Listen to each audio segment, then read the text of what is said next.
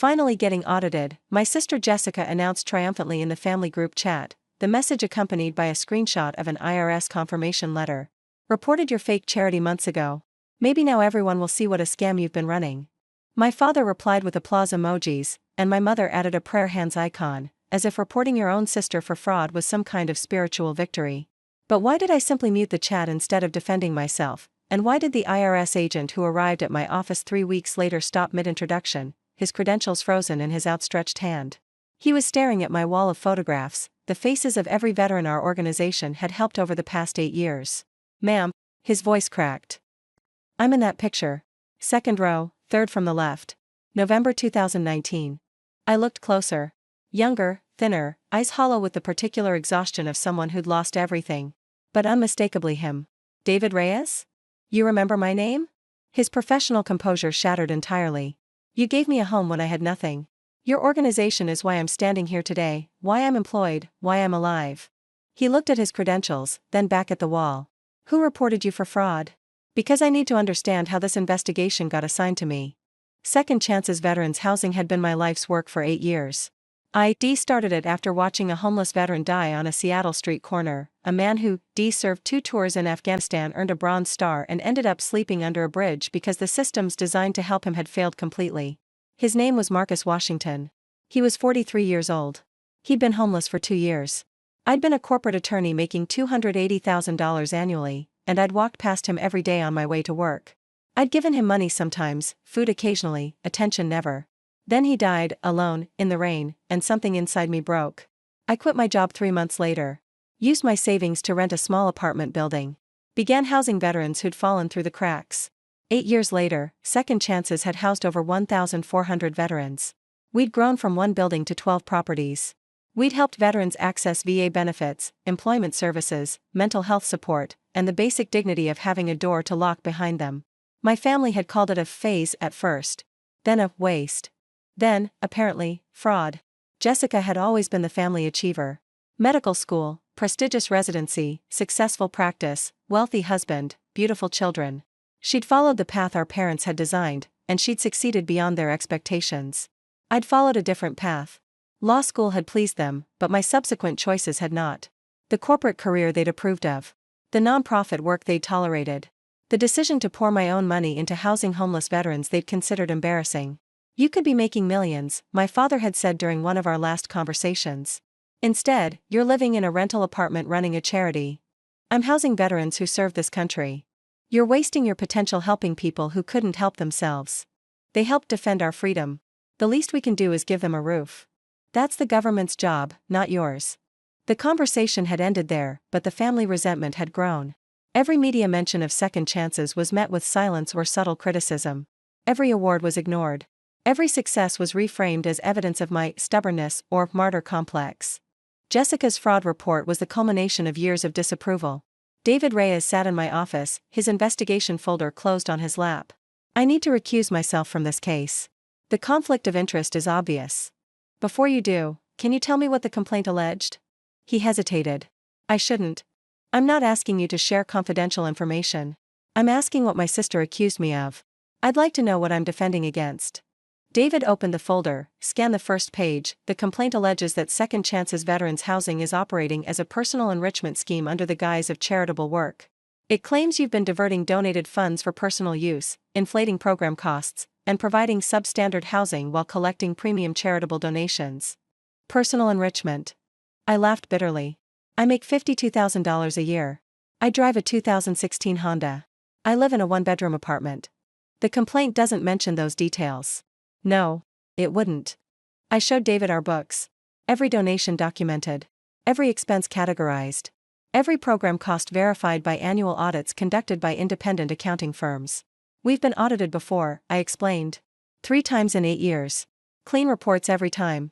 We operate with a 92% program efficiency ratio. That means 92 cents of every dollar goes directly to housing and services for veterans. That's exceptional. Industry standard is around 75%. I know. I designed our operations specifically to minimize overhead. I take a below-market salary. Our staff works for less than they could earn elsewhere because they believe in the mission. We've housed 1,427 veterans since we started. David looked at the wall of photographs again.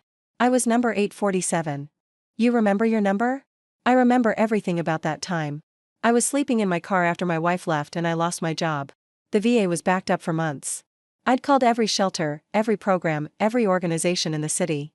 Everyone was full, or had waiting lists, or had restrictions I didn't qualify for. You called our emergency line. At 2 a.m.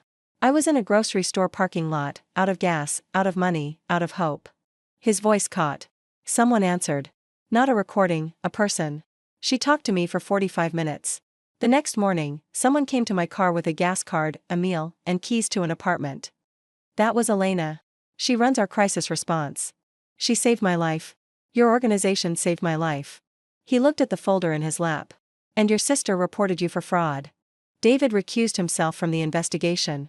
A different agent was assigned, a woman named Patricia Holloway who had no connection to our organization. She conducted a thorough investigation, examined our financial records, interviewed staff and program participants, reviewed our audits, and inspected our properties. The investigation lasted 6 weeks. The conclusion was definitive: no evidence of fraud, misappropriation, or any wrongdoing. This is one of the cleanest nonprofit operations I've reviewed, Agent Holloway told me during our final meeting. Your financial controls are excellent. Your program outcomes are exceptional. The complaint appears to have been filed without any legitimate basis. What happens to the person who filed a false report? That depends on whether the false report was filed knowingly and with malicious intent. Filing a false report with the IRS is a federal offense. Jessica's text arrived before I could contact her. So you passed. Probably cooked the books before they arrived. Doesn't change what we know about you. I stared at the message for a long time. My sister had reported me to the IRS, an action that could have destroyed the organization, ended my career, and harmed the 1,400 veterans who'd found homes through our work. She'd done it without evidence, without conversation, without any attempt to understand what I actually did. And she still believed she was right. The family confrontation happened at my mother's birthday dinner.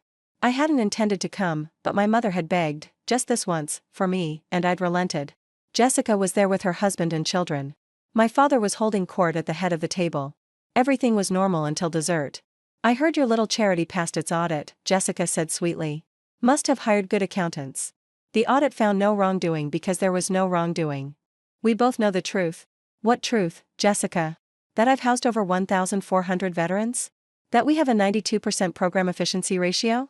That I make $52,000 a year running an organization that's won national recognition? I set down my fork. What exactly is the truth you think you know? That you're using this charity thing to feel superior. That you've always needed to be the martyr. That you abandoned a successful career to play savior. I abandoned a career that paid well and meant nothing to do work that pays modestly and saves lives, saves lives. She laughed. You give homeless people apartments. That's not saving lives, that's enabling dependency. David Reyes. Who? The IRS agent who came to investigate your fraudulent report. He was one of our program participants. We housed him when he was sleeping in his car. Now he's a federal agent with a career and a family. That's what dependency looks like, apparently. The table had gone quiet. The agent was someone you helped? My mother looked uncomfortable. That seems convenient. It wasn't convenient. It was coincidental. We've housed 1,427 veterans. Some of them have gone on to remarkable careers. David happened to be assigned to investigate the complaint Jessica filed. I filed that complaint because you wanted to hurt me. Because my choices embarrass you. Because you, VE, spent 30 years competing with me and you can't stand that I found something meaningful that has nothing to do with your definition of success. Jessica's response was predictable and revealing. You've always thought you were better than everyone. This charity thing is just another way to look down on people who work normal jobs and live normal lives, who. I don't think I'm better. I think I'm different. Those aren't the same thing. You gave up everything to help strangers. I gave up a paycheck to help veterans who served this country. They're not strangers. They're Marcus Washington, who died under a bridge after earning a Bronze Star. They're David Reyes, who now investigates fraud for the federal government. They're 1,400 people with names and faces and stories that matter. And we don't matter? Your family doesn't matter? My family reported me to the IRS for fraud without evidence. My family sends applause emojis when I'm being investigated. My family has spent 8 years calling my life's work a phase and of waste, and now apparently a scam. I stood. I matter to you only when I fit your expectations. Since I stopped fitting them, I've been an embarrassment to manage, not a person to support. The truth about Jessica's complaint emerged gradually. The investigation had raised questions about her motivations. The complaint had been detailed, specific, and entirely fabricated, the kind of report that suggested personal vendetta rather than genuine concern. Agent Holloway had referred the matter for review. Filing a false report with the IRS was a federal offense. The investigation into my organization had triggered an investigation into my sister. I didn't lie, Jessica insisted when she learned about the referral. I had concerns. You alleged specific acts of fraud that didn't occur. You claimed I was diverting funds when independent audits showed otherwise. You described substandard housing when our properties exceed code requirements. I'd received copies of her complaint through our attorney. You didn't have concerns, Jessica. You had malice. I wanted someone to investigate. You wanted someone to validate your resentment. Instead, they validated my work. The federal investigation into Jessica's false report lasted 4 months. She wasn't criminally charged. The prosecutor determined that proving willful malice beyond reasonable doubt would be difficult. But she received a formal warning, and the false report was documented in federal records. Her medical practice faced its own consequences. When colleagues learned she'd filed a false IRS complaint against her nonprofit-running sister, professional relationships cooled. Referrals declined. The reputation she'd built on being the responsible, successful sibling developed cracks. I took no satisfaction in her difficulties. I just wanted distance. David Reyes became a friend. After the investigation closed, he contacted me, not as an agent, but as a former program participant who wanted to help.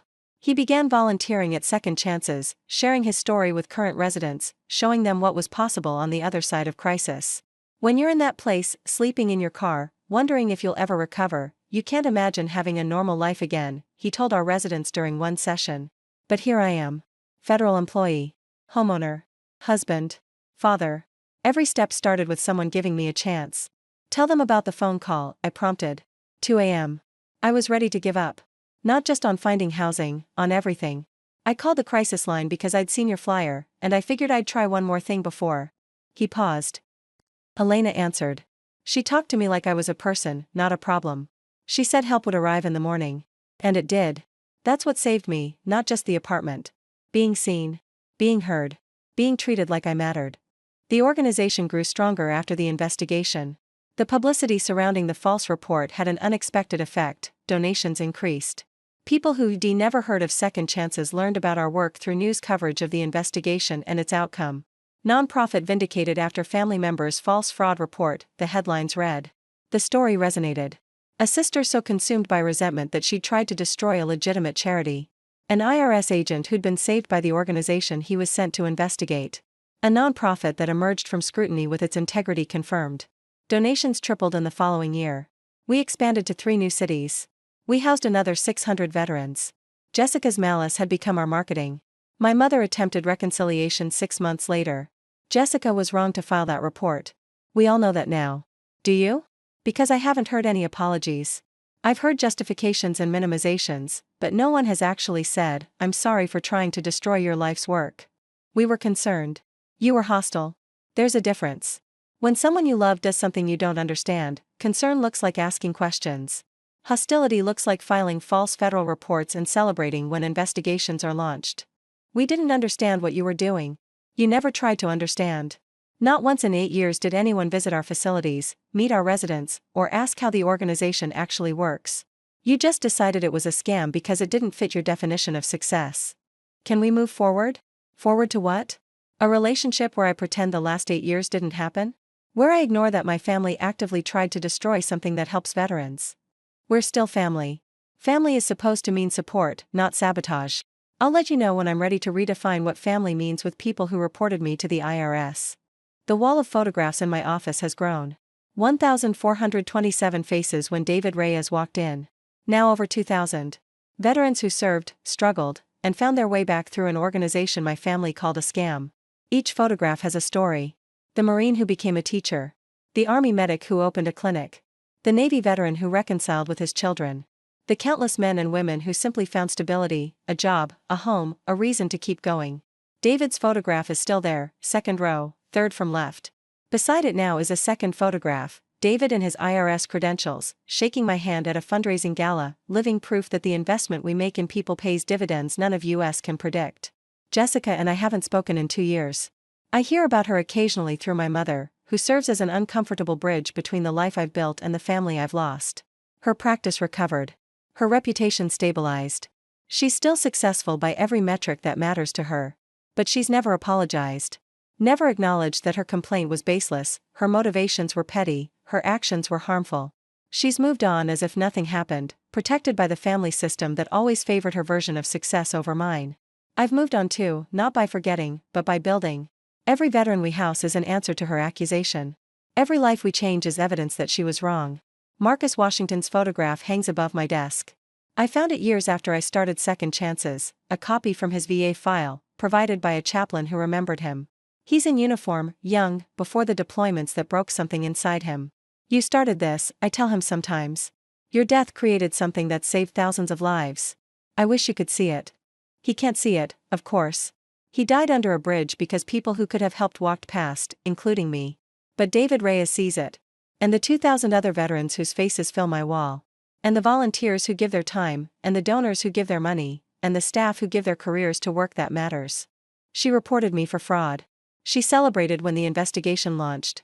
She told the family chat my charity was a scam, and they applauded her righteousness. Then the IRS agent walked in and saw his own face on my wall, second row, third from the left. A veteran I'd housed when he had nothing. A man who built his life on the foundation we provided. Her fraud report became her indictment. Her malice became my marketing. And her certainty that I was running a scam was answered by 2,000 photographs of veterans who know exactly what Second Chances really is. She wanted to destroy something. Instead, she proved its worth. The agent she sent to investigate became our strongest advocate. The investigation she demanded became our vindication. And the sister she tried to ruin continues building something she'll never understand.